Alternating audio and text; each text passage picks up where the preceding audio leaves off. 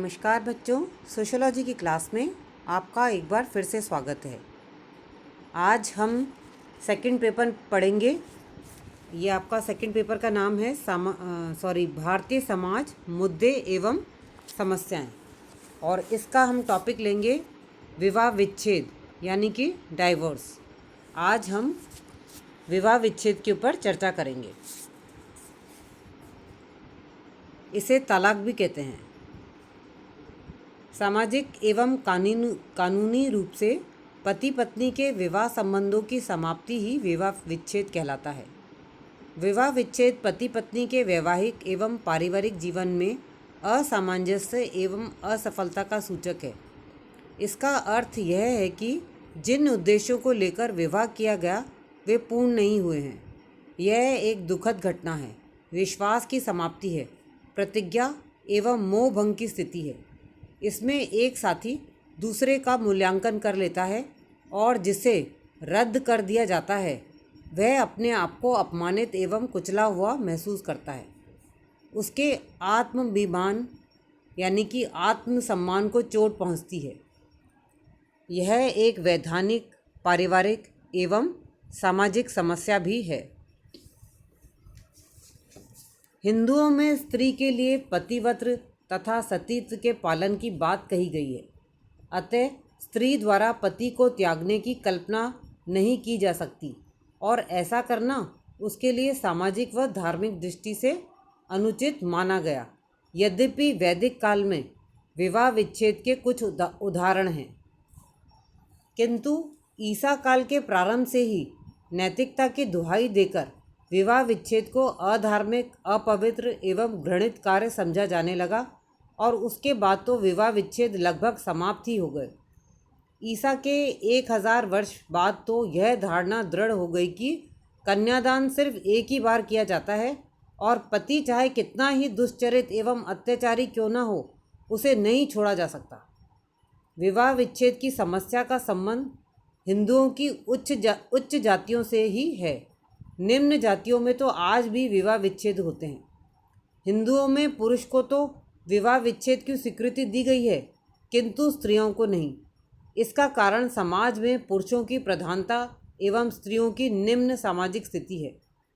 यद्यपि भारत के विभिन्न प्रांतों जैसे महाराष्ट्र, तमिलनाडु, गुजरात एवं केरल में तो तलाक से संबंधित अधिनियम बनते रहे, किंतु संपूर्ण भारत के संदर्भ में सन 1954 में विशेष विवाह अधिनियम तथा सन 1955 में हिंदू विवाह अधिनियम में तलाक की व्यवस्था है। हम यहाँ 1955 यानी कि 1955 के हिंदू विवाह अधिनियम में किए गए तलाक के विभिन्न प्रावधानों का उल्लेख करेंगे। हिंदू विवाह अधिनियम 1955, हिंदू मैरिज एक्ट 1955। 18 मई 1955 से जम्मू और कश्मीर को छोड़कर संपूर्ण भारत में निवास करने वाले हिंदुओं, जिनमें जैन, बौद्ध, सिख भी सम्मिलित हैं, हिंदू विवाह अधिनियम लागू कर दिया गया। किंतु यह अधिनियम अनुसूचित जनजातियों पर लागू नहीं होता है। इस अधिनियम के द्वारा विवाह से संबंधित पूर्व में पास किए गए सभी अधिनियम रद्द कर दिए गए और सभी हिंदुओं पर एक समान कानून लागू किया गया। इस अधिनियम में हिंदू विवाह की प्रचलित विभिन्न विधियों को मान्यता प्रदान की गई है। साथ ही सभी जातियों के स्त्री पुरुषों को विवाह एवं तलाक के अधिकार प्रदान किए गए हैं। इस अधिनियम में न्यायिक पृथक्करण यानी कि जुडिशियल सेपरेशन, तलाक, विवाह की समाप्ति आदि के प्रावधान किए गए हैं। इसमें 1976 एवं 1981 में कई संशोधन भी किए गए हैं।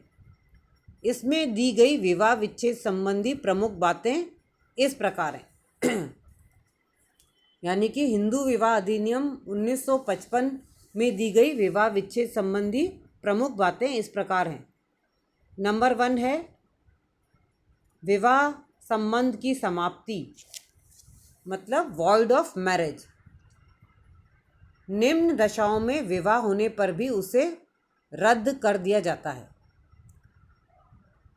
नंबर 1, विवाह के समय दोनों पक्षों में से किसी एक का भी जीवन साथी जीवित हो और उससे तलाक नहीं हुआ हो। मतलब कि किसी का विवाह हो गया है और जैसे एक पुरुष की पत्नी का जीवन साथी अभी जीवित है और उसकी पत्नी का अभी तलाक नहीं हुआ है और वह दूसरी शादी कर लेती है, तो विवाह के समय दोनों पक्षों में से किसी एक का भी जीवन साथी जीवित हो और उससे तलाक नहीं हुआ हो, तो ऐसी दशा में विवाह को रद्द किया जा सकता है। सेकंड पॉइंट है, विवाह के समय एक पक्ष नपुंसक हो। थर्ड पॉइंट है, विवाह के समय कोई भी एक पक्ष जड़ बुद्धि या पागल हो। फोर्थ पॉइंट है, विवाह के 1 वर्ष के अंदर यह प्रमाणित हो जाए कि प्रार्थी अथवा उसके संरक्षक की स्वीकृति बलपूर्वक या कपट से ली गई थी। फिफ्थ पॉइंट है, विवाह के 1 वर्ष के भीतर यह प्रमाणित हो जाए कि विवाह के समय पत्नी किसी अन्य पुरुष से गर्भवती थी और प्रार्थी इस बात से अनभिज्ञ था।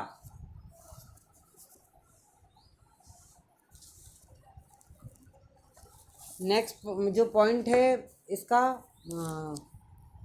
वो है न्यायिक पृथक्करण यानी कि जुडिशियल सेपरेशन। इसको पहले समझ लो। न्यायिक पृथक्करण और विवाह विच्छेद 2 भिन्न बातें हैं। पृथक्करण की आज्ञा देकर न्यायालय दोनों पक्षों को समझौते के अवसर प्रदान करता है। मतलब वह पति पत्नी को थोड़े समय तक के लिए अलग अलग रहने के लिए कहता है कि आपस में नहीं बनती तो थोड़े दिन तुम लोग अलग रह लो। यदि फिर भी वे साथ रहने को सहमत ना हो तो विवाह भंग करने की स्वीकृति प्रदान की जाती है। कुछ परिस्थितियों में ही विवाह विच्छेद की सीधी अनुमति दी जा सकती है। तो न्यायिक पृथक्करण, इस अधिनियम की धारा 10 में कुछ आधारों पर पति पत्नी को अलग रहने की आज्ञा दी जा सकती है। यदि वे पृथक रहकर मतभेदों को भुलाने में सफल हो जाते हैं तो वैवाहिक संबंधों की पुनर्स्थापना की जा सकती है। न्यायिक पृथक्करण के आधार निम्नलिखित हैं। नंबर 1, बिना कारण बताए प्रार्थी को दूसरे पक्ष ने प्रार्थना पत्र देने के 2 वर्ष पूर्व से छोड़ रखा हो। नंबर 2,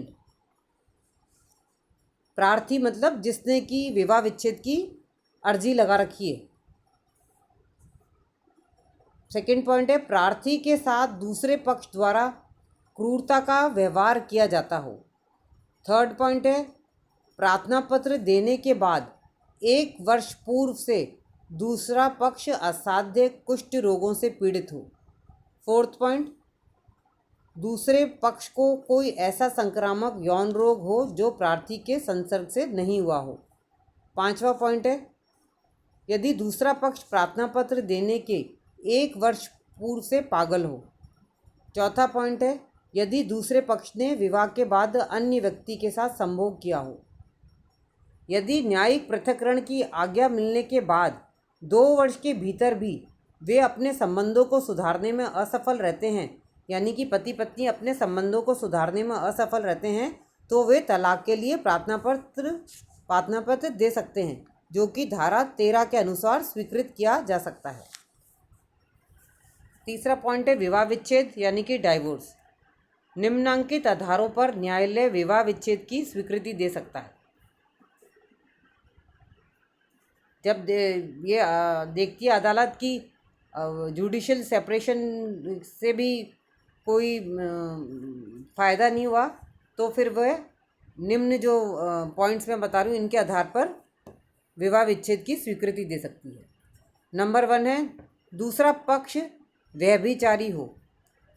सेकंड पॉइंट, दूसरे पक्ष ने धर्म परिवर्तन कर लिया हो और हिंदू ना रह गया हो। तीसरा पॉइंट है, दूसरा पक्ष असाध्य कुष्ठ या संक्रामक रोग से पीड़ित हो। चौथा पॉइंट है, दूसरा पक्ष सन्यासी हो गया हो। फिफ्थ पॉइंट है, पिछले 7 वर्षों से दूसरे पक्ष के जीवित होने के बारे में ना सुना गया हो। फिर है अगला पॉइंट, छठा पॉइंट, दूसरे पक्ष ने न्यायिक पृथक्करण के 1 वर्ष या उससे अधिक अवधि के बाद तक पुनः सहवास न किया हो। 7वां पॉइंट है, दूसरे पक्ष ने दाम्पत्य अधिकारों की पुनः स्थापना हो जाने के 1 वर्ष बाद तक उस पर अमल न किया हो। 8वां पॉइंट है, पति बलात्कार आदि का दोषी हो। इस अधिनियम में स्पष्ट है कि न्यायिक पृथक्करण और विवाह विच्छेद 2 भिन्न बातें हैं। पृथक्करण की आज्ञा देकर न्यायालय दोनों पक्षों को समझौते के अवसर प्रदान करता है। यदि फिर भी वे साथ रहने को सहमत न हो तो विवाह भंग करने की स्वीकृति प्रदान की जाती है। कुछ परिस्थितियों में ही विवाह विच्छेद की सीधी अनुमति दी जा सकती है।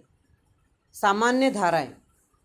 नंबर 1, विवाह विच्छेद के लिए आवेदन पत्र विवाह के 1 वर्ष बाद ही दिया जा सकता है। सेकंड, यदि अदालत द्वारा विवाह विच्छेद की राजज्ञा मिलने के 1 वर्ष के अंदर ही अपील नहीं की जाती है तो दोनों पक्षों को पुनर्विवाह करने का अधिकार होगा। थर्ड, न्यायालय बच्चों की शिक्षा दीक्षा देखभाल एवं रहने के संबंध में अंतरिम और स्थायी आदेश दे सकता है। फोर्थ पॉइंट, यदि अधिनियम में पति अथवा पत्नी के लिए एलमनी की व्यवस्था भी की गई है। इस अधिनियम में पति और पत्नी के लिए एलमनी यानी निर्वास धन की व्यवस्था भी की गई है। यह राशि उस समय तक दी जाएगी जब तक निर्वास धन प्राप्त करने वाला दूसरा विवाह न कर ले। 1976 में इस विधान में संशोधन कर यह अनुमति प्रदान की गई है कि पति पत्नी परस्पर सहमति से भी तलाक ले सकते हैं, किंतु उन्हें यह सिद्ध करना होगा कि वे पिछले 1 वर्ष से अलग अलग रह रहे हैं और उनमें मेल संभव नहीं हो सका है। तलाक के बाद कोई भी पक्ष चाहे तो कभी भी दूसरा विवाह कर सकता है, राजज्ञा प्राप्त होने के तुरंत बाद भी।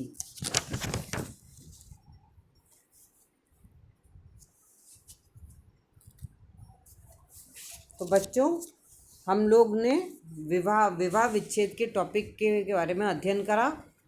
इसके जो बाकी के पॉइंट्स हैं वे मैं अपनी अगली कक्षा में आपको समझाऊंगी। आज की क्लास में बस इतना ही। धन्यवाद।